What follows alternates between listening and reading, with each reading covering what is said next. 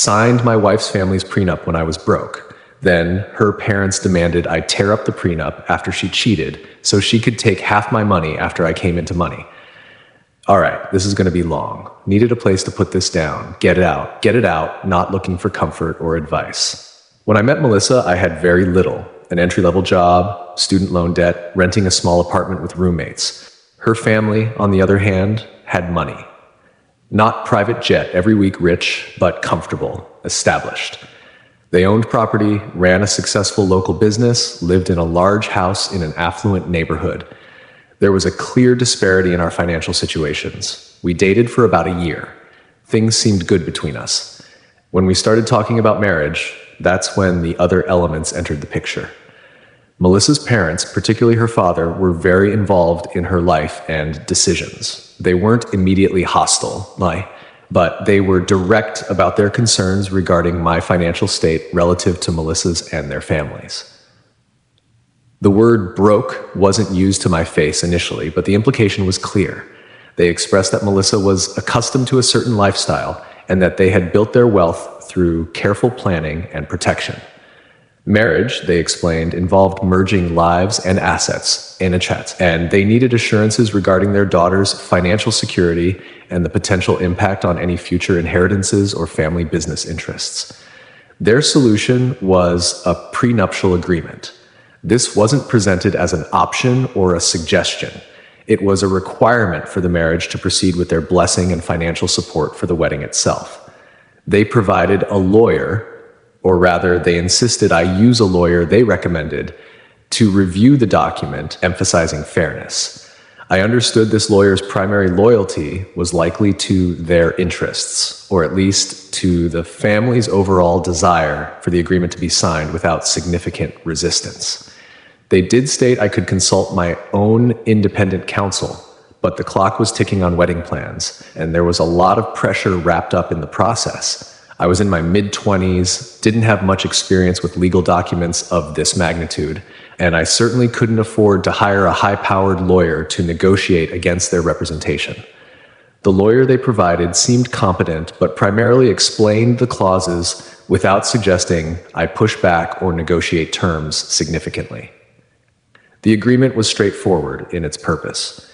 In the event of a divorce, I would not be entitled to any of Melissa's premarital assets, any inheritance she received, or any increase in value of her separate property. Crucially, and a point they emphasized repeatedly, I would also not be entitled to any share of future assets I acquired during the marriage that could be traced back to my income or investments, beyond a very limited, specific set of conditions that were difficult to meet. Basically, what was hers remained hers. What I earned was primarily mine and remained separate. And I had no claim on marital property distribution in the traditional sense if the assets were traceable to my efforts or investments. Alimony was also addressed. It was either waived entirely or capped at a very low amount for a short duration, specifically designed for a situation where Melissa might need minimal temporary support, not a long-term claim on my income. I read the document. It was clear in its intent. My financial position at the time meant I had no assets to protect. The idea of accumulating significant wealth seemed distant, a long-term possibility, not an immediate reality. The pressure to sign was immense. The wedding plans were advancing. Melissa seemed to accept it as a necessary evil for her family's peace of mind, and I felt like I had no leverage. My options were to sign and marry Melissa with her family's approval or refuse, potentially end the relationship, or marry without her family's support, which would have created significant conflict from the start. I signed the prenuptial agreement. It was duly witnessed and executed. The first few years of our marriage were financially tight, as expected. I continued in my entry-level job while starting to explore other avenues to increase my income. Melissa worked part-time initially, then transitioned to managing the household as my career began to demand more time. The prenup wasn't mentioned again by her family. It was a signed document filed away. My focus shifted heavily to building something of my own. I wasn't happy with the pace of advancement in my corporate job. I started working on a side project in the tech sector. It involved long hours, evenings, weekends, reinvesting what little disposable income we had. Melissa managed the home, and we maintained a relatively modest lifestyle despite her family's background. We lived in a small house, drove older cars, and there was no financial assistance from her family beyond occasional gifts, and certainly nothing that constituted significant joint assets. My venture was purely my effort, my time, my risk, and whatever small capital I could scrape together or borrow. This side project started gaining traction. It was an overnight success. It took years of consistent effort, learning, and adapting. I eventually left my full-time job to pursue it completely. This was a risk we discussed. It meant a period of no guaranteed income. Melissa supported this decision verbally, though her family expressed concerns about the lack of a steady paycheck. I persisted. The business grew slowly at first, then accelerated. I found a market niche, built a team, and profits were reinvested to fuel further growth. Around the 5-year mark of our marriage, the business reached a significant valuation. It wasn't just revenue. We were profitable, expanding, and attracting investor interest. My personal equity in the company, combined with other investments I made with the profits, started to represent substantial wealth. This was wealth generated entirely through my efforts and the growth of my business post-marriage. The scale of my financial standing began to surpass that of Melissa's family. I had become, by most measures, a millionaire. This fact became increasingly apparent through our lifestyle creeping upwards. Although we still maintained a degree of privacy about the exact figures, we moved to a larger house in a good neighborhood, albeit not the exclusive enclave where her parents lived. We traveled more. Melissa no longer worked at all. She focused entirely on running our increasingly large household. The shift in dynamic was noticeable. Her parents, who had once viewed me with a degree of financial skepticism bordering on disdain, became more interested in my business and its performance. Their attitude towards me changed. The man who was broke when he married their daughter was now demonstrably wealthy. They started including me more in their financial discussions, asking about investments, praising my business acumen. The prenup, the document they had insisted upon to protect their daughter from my lack of wealth, remained unmentioned. Our marriage, however, began to show strain during this period of growing wealth and my demanding work schedule. My focus remained heavily on the business, and Melissa enjoyed the financial benefits, but seemed less connected to the person who had built it. Our paths diverged. She had her social life, her interests centered around managing the new house and lifestyle. My interests were still very much tied to the business world, to innovation, to building further. Communication became transactional, often revolving around household management or social obligations. Affection and shared goals diminished. Then, about 10 years into our marriage, events took a turn. I began to notice changes in Melissa's behavior.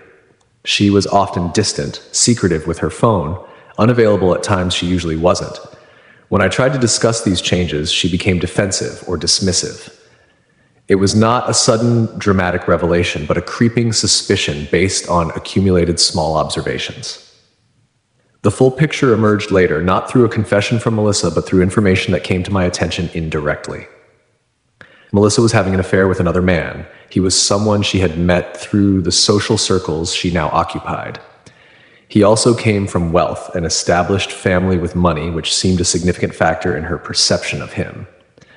This affair had apparently been ongoing for some time.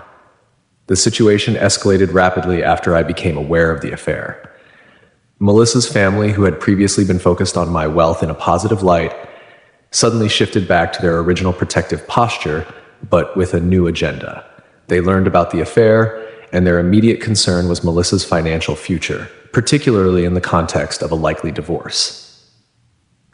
The man she was involved with was not, from what I gathered, someone looking for a second wife or a long-term commitment beyond the affair. He was married himself, and his primary residence was in another state. This likely contributed to her family's alarm about her position if the marriage to me ended. Their approach was not subtle. Melissa's father contacted me directly, requesting a meeting. He stated it was urgent and about the family's well-being. I agreed to meet him and Melissa's mother at their house. The meeting was not pleasant. They brought up the state of my marriage with Melissa, acknowledging they were aware of the difficulties and Melissa's relationship with the other man. They expressed concern for both of us, but quickly pivoted to the purpose of the meeting, the prenuptial agreement. Her father spoke first. He acknowledged the agreement existed and that he had insisted upon it years ago. He then stated that circumstances had changed dramatically since the agreement was signed. He referenced my success, the wealth I had accumulated. He argued that the intent of the prenup was to protect Melissa from marrying someone who was broke and couldn't provide for her. Now that I was more than capable of providing and, in fact, had accumulated significant assets during the marriage, he argued that the original premise of the agreement was nullified. He claimed it was no longer fair or relevant in our current financial reality. He then proposed a course of action. He wanted me to agree to mutually terminate the prenuptial agreement. He suggested we sign a new document or simply destroy the existing one and proceed with a standard divorce, if that's what Melissa wanted. His rationale was that without the prenup, Melissa would be entitled to half of our marital assets under standard state divorce laws. He framed this as the right thing to do, given my financial position and the years Melissa had spent as a stay-at-home wife, supporting my career implicitly by managing the home. He did not mention the affair as a factor that might complicate her claims. His focus was solely on my wealth and the perceived unfairness of the prenup now that I had it. Melissa was present during this meeting. She didn't say much, mostly letting her parents speak. When prompted, she stated that she felt the agreement was outdated and didn't reflect our lives now. She didn't express remorse for the affair or concern for the marriage itself, only that she believed she was entitled to a portion of the assets I had built during our marriage. The implication was clear. She wanted to leave the marriage, be with the other man, or at least be free to pursue that, and take a substantial financial settlement from me based on my current wealth. My response was direct. I listened to their arguments, and when they finished, I stated clearly that the prenuptial agreement was a legally binding contract. It was drafted by lawyers, reviewed allegedly fairly by counsel, and signed by both Melissa and me with full knowledge of its contents and implications at the time, including its application to future acquired assets. I reminded them that they were the ones who had insisted on its existence and its terms, specifically because I was broke, and to protect Melissa from any claim I might have on their wealth or her premarital assets. The agreement, I pointed out, was designed precisely for a situation where one party accumulated wealth independently during the marriage. It did not include clauses that invalidated it if I became wealthy. Its terms were intended to cover all scenarios, including the one that had now come to pass. I stated that I had upheld my end of the marriage by working and providing, and I expected the legal agreement we both signed to be upheld. I informed them that I would not agree to tear up the prenup, nor would I agree to a settlement outside of its terms. I stated that any divorce proceedings would proceed with the prenuptial agreement in full force and effect. The reaction from Melissa and her parents was one of disbelief and anger.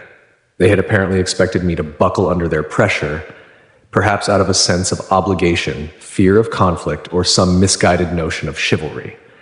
Melissa's father's tone shifted from persuasive argument to veiled threats. He mentioned potential lengthy court battles, public embarrassment, and the cost of legal fees, implying they would tie me up in litigation, trying to invalidate the prenup. I reiterated my position. The agreement was clear.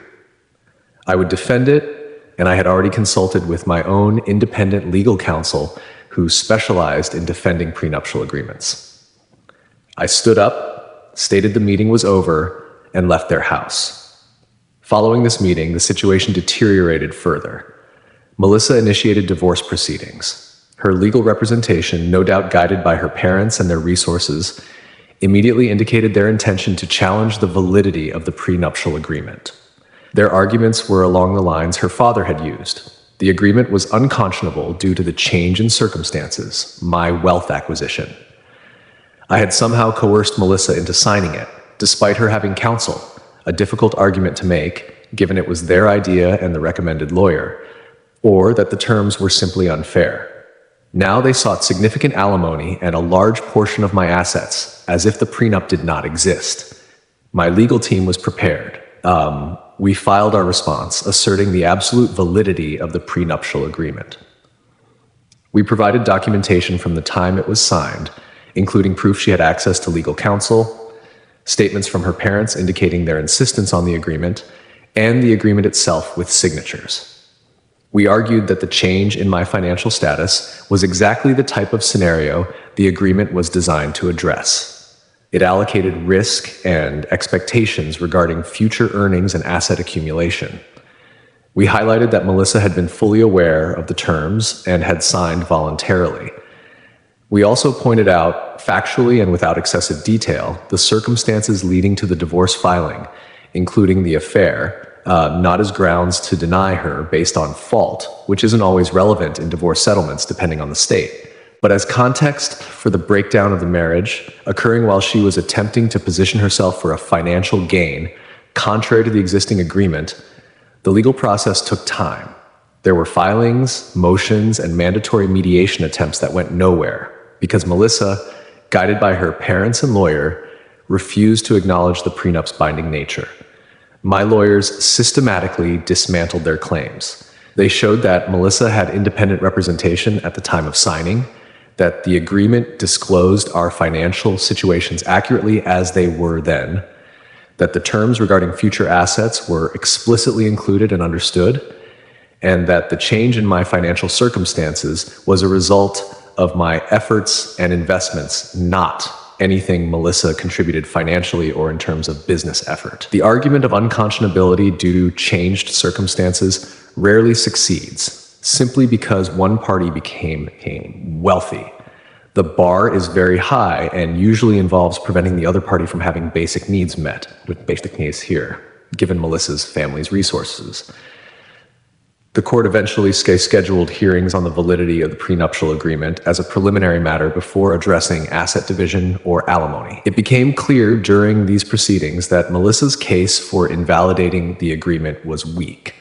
Her own past statements and the actions of her family in demanding the prenup years ago contradicted her claims of coercion or unfairness at the time of signing. My legal team presented a strong case for upholding the contract as written. Facing likely defeat in court on the prenup's validity, Melissa's legal team shifted tactics slightly, but still refused to settle according to the prenup's terms. My lawyers advised me to remain firm. The prenup was my defense, and as it turned out, a very effective one. The judge ultimately ruled on the validity of the prenuptial agreement. The ruling was unequivocally in my favor. The court found that the agreement was validly executed.